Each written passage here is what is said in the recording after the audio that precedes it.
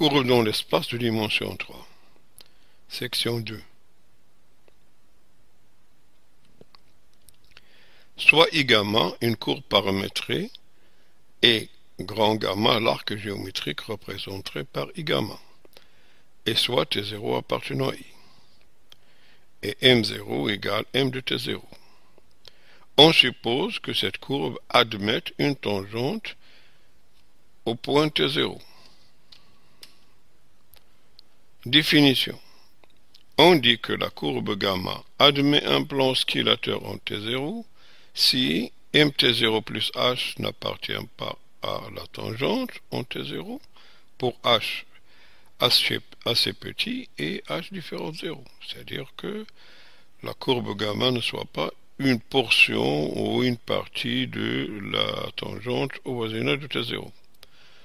2. Le second point 2, ou deuxième condition de la définition, c'est que le plan P défini par la tangente en T0 par le point MT0 plus H, qui n'est pas dans la droite pour H assez petit et H différent de 0, tend vers un plan limite quand H tend vers 0 et H différent de 0. Ce plan limite porte le nom de plan oscillateur de gamma en T0. En utilisant la définition, déterminer le plan oscillateur à l'hélice circulaire à l'instant T0 égale à 0. Ici, comme illustration du plan oscillateur, il contient la tangente. Donc en chaque point, un plan oscillateur qui contient la tangente et on voit qu'il oscille autour de la courbe. Donc, d'autres propriétés seront vues ultérieurement.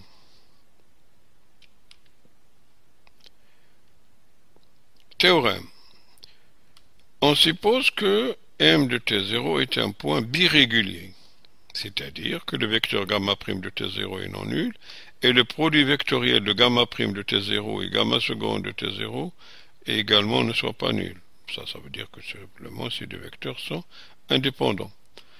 Alors dans ce cas, la courbe paramétrée I gamma admet un plan oscillateur en T0, et ce plan oscillateur est défini par M0 et gamma' de T0 et gamma seconde de T0. Il est défini par ce point et par deux vecteurs indépendants. Bon, déterminer le plan oscillateur à l'hélice circulaire à l'instant initial en utilisant ce théorème, mais pas la définition, cette fois. Et deuxième question, démontrer le théorème. Abscisse curviligne. Soit gamma un arc géométrique représenté par une courbe régulière AB gamma de classe CK, avec K supérieur ou égal à 1. Théorème, le nombre L de gamma est un invariant qui est égal à, donc L de gamma qui est l'intégrale de A à B de gamma prime de T dt, ne dépend pas du représentant AB gamma de gamma choisi. Donc il ne dépend pas de cette paramétrisation de l'arc géométrique gamma. Alors, ce nombre porte le nom de longueur de gamma. C'est un invariant. Donc, déterminer la longueur de chacun des arcs suivants. Le premier du cercle et l'autre c'est la portion de l'hélice circulaire.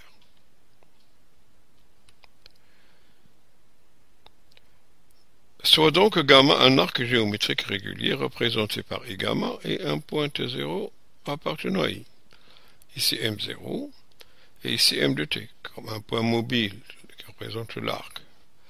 Voilà. Et on calcule la longueur de M0 AM ici, à T. Hein, cette longueur-là, c'est exactement qui va définir l'abscisse curviline. Donc on appelle abscisse curviline de la courbe I gamma d'origine T0, c'est-à-dire en partant de T0, la quantité S de T qui est l'intégrale de T0 à T de la norme de gamma prime de I d de U.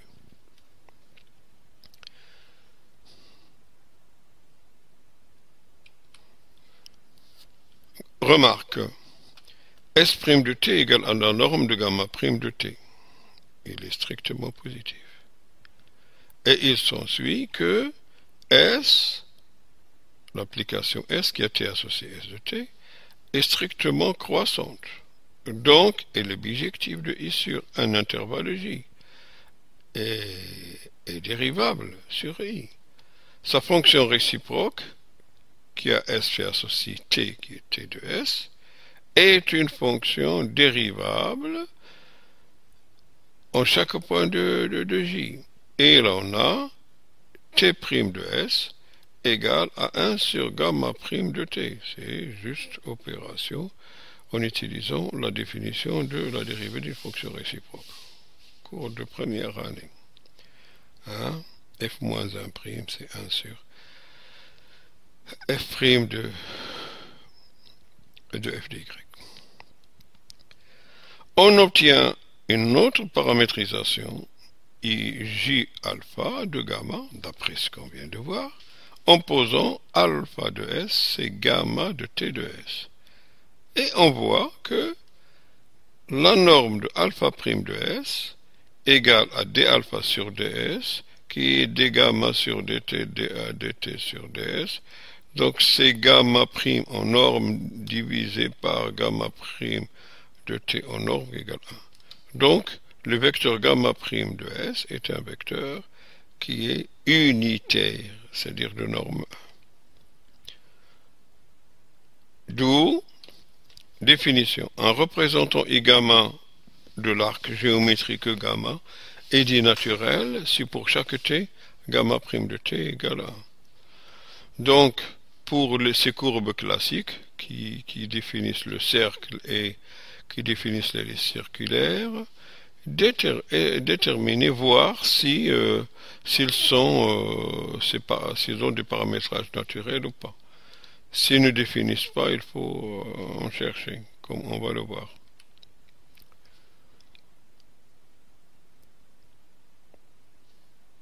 Théorème, un arc géométrique régulier gamma de classe C1 admet toujours un représentant naturel. Ça, on vient de le montrer.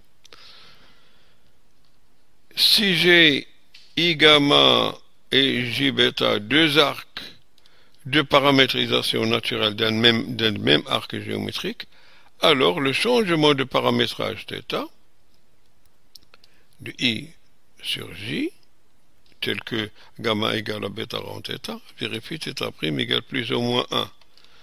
Donc, U qui est égal à θ de t égale plus ou moins t plus t0. Bon, démontrer ce théorème en exercice. Il est déjà pas trop difficile.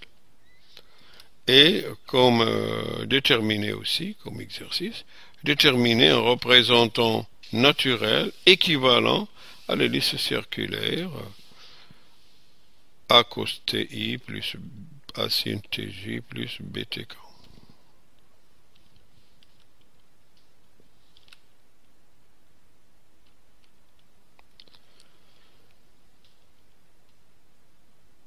Soit gamma, un arc géométrique régulier, et petit gamma, un représentant naturel de gamma,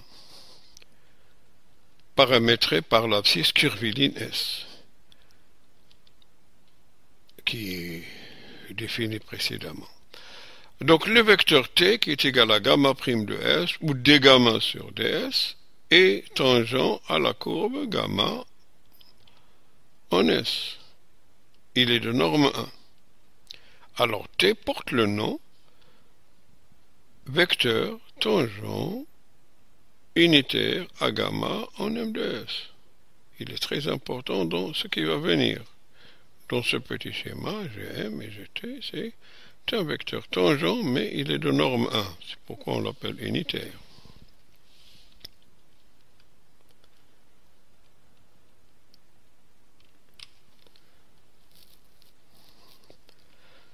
Alors maintenant, un résultat très intéressant, c'est on va démontrer que dt sur ds ne dépend pas du paramétrage naturel. Par contre, t ou d gamma sur ds en dépend.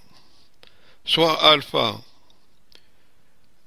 de i dans E3 un autre paramétrage naturel de gamma, et soit θ un difféomorphisme de i sur j qui vérifie gamma égale alpha rond θ. Donc, il est clair que θ' égale à plus ou moins 1, epsilon plus ou moins 1, et donc, t qui égale d gamma sur ds égale à alpha prime de u, θ' de u égale à epsilon. Ça, c'est normalement epsilon, c'est plus ou moins 1. Hein, c'est plus ou moins θ', c'est plus ou moins 1. Donc, c'est epsilon s. S, c'est alpha prime de u.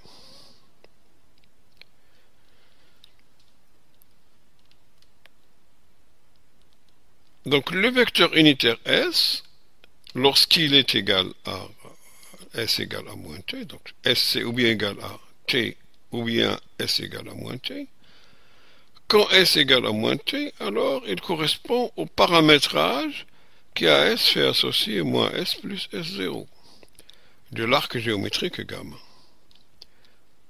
Par contre, dt sur ds ne dépend pas de paramétrage naturel comme on va le voir. Donc dt sur ds égale d carré gamma sur ds carré, donc d sur ds de d gamma sur ds.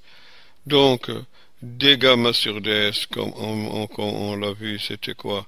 C'est alpha prime u θ prime de s. Donc en tout, ça va faire d carré alpha sur du carré u, θ prime de s au carré. Donc c'est d carré alpha sur du carré égale ds sur du, puisque θ prime ici égale à 1, epsilon au carré égale à 1. Donc, lorsque s est un paramétrage naturel, d gamma dt sur ds ne dépend pas du paramétrage naturel, puisque pour un autre paramétrage, c'est le vecteur unitaire, c'est ds sur du, avec s c'est d alpha sur du. Donc, la dérivée seconde ici ne dépend pas du paramétrage naturel. D'où le théorème, très très important, théorème et définition. Donc, le vecteur dt sur ds ne dépend pas du paramétrage naturel de gamma. Le vecteur k, qui est égal à dt sur ds, hein, on l'appelle k, ce vecteur-là, ou encore d carré gamma sur ds carré, hein, la dérivée seconde qui est importante. Hein. Ce vecteur-là, k, est appelé vecteur de courbure de l'arc géométrique gamma en M de S. Alors là, petit kappa qui est égal à la norme de k, ou la norme de dt sur ds est appelée courbure de gamma en M de S. Son inverse, qui est grand R, 1 sur kappa, est appelé rayon de courbure de gamma en M de S. Essayez de retrouver ces kappa et ce R dans les cas très simples tels que l'histoire du cercle ou de l'hélice circulaire.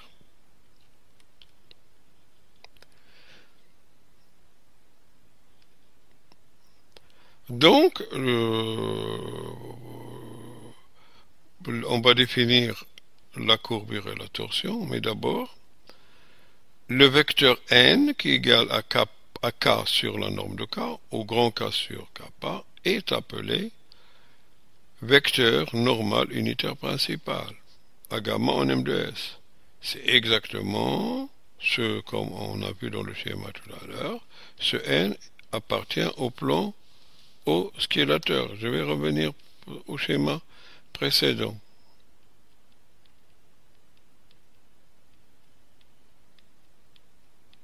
Voilà. Donc, il est dans le plan oscillateur. Il est normal, mais il est dans le plan parce qu'il engendre, ce vecteur-là engendre la normale principale, c'est-à-dire la droite perpendiculaire ou normale à la tangente et qui soit contenue dans le plan oscillateur.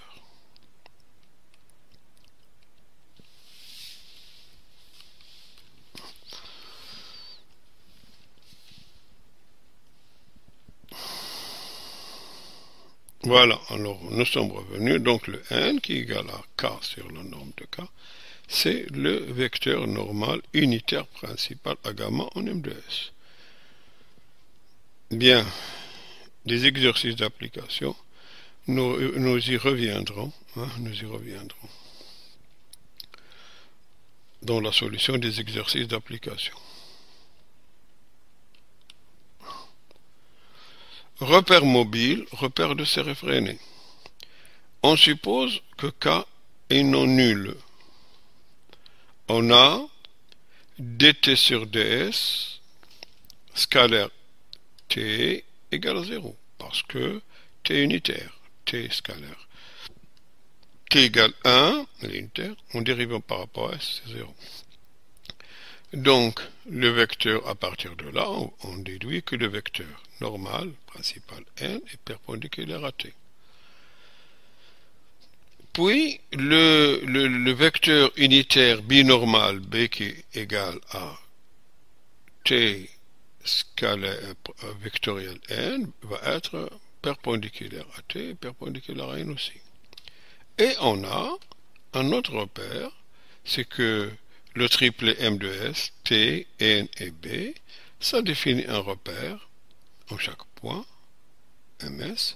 Ce repère mobile, il est orthonormé direct, appelé repère mobile de série freinée. Notons que la théorie du repère mobile a été étudiée en géométrie différentielle par le grand académicien Élie Cartan.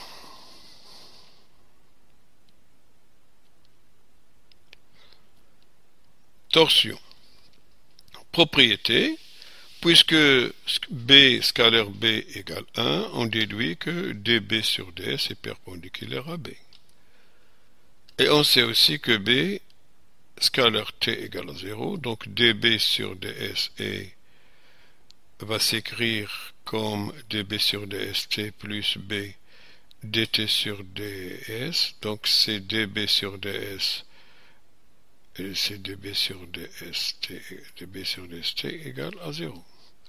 Donc dB sur ds est perpendiculaire à t. Ça veut dire tout simplement que dB sur ds, qui est perpendiculaire à t et qui est perpendiculaire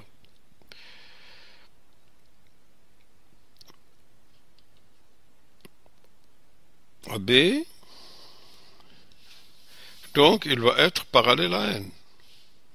Et comme il est parallèle à n, donc il est proportionnel à n. Alors le coefficient de proportionnalité de dB sur ds avec n porte le nom torsion. Donc dB sur ds va vers la normale. Il tire vers la normale. Alors c'est pour cette raison, ce taux, donc il s'écrit comme moins taux de Sn, dB sur ds égale moins taux sur d sur taux de Sn. Alors ce nombre taux de S va porter le nom torsion de la courbe gamma au point M de S. Le nombre taux de S est appelé torsion de la courbe gamma au point M de S. Oui, parce qu'il tire dans le sens de la normale. Hein?